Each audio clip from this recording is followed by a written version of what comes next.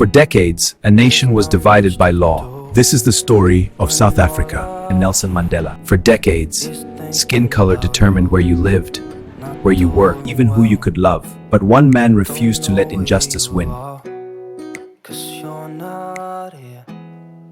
Long before colonization, powerful African societies lived in this land, including the Zulu and Xhosa peoples. But in the 1600s, Dutch settlers arrived. Later, the British took control. The struggle for land and power had begun.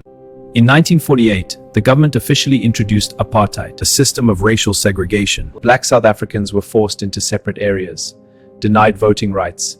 Discrimination became law. Born in 1918 in the village of Mvezo, Nelson Rolihlahla Mandela grew up under traditional leadership.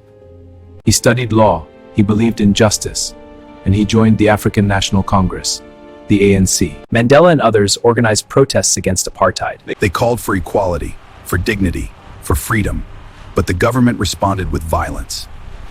In 1960, police opened fire on peaceful protesters in Sharpeville. 69 people were killed.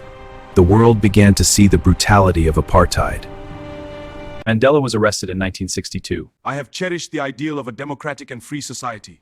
It is an ideal for which I am prepared to die.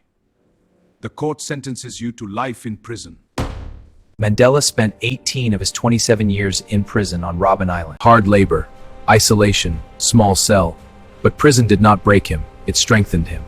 Across the world, people demanded his release. Sanctions were placed on South Africa. The name Nelson Mandela became a symbol of resistance. On February 11, 1990, after 27 years in prison, the crowd roared. History changed. Mandela chose reconciliation over revenge. He worked with President F.W. de Klerk to peacefully end apartheid election. We must negotiate to end apartheid peacefully. In 1994, South Africa held its first democratic election. Do you, Nelson Mandela, swear to be faithful to the Republic of South Africa? It was a moral victory.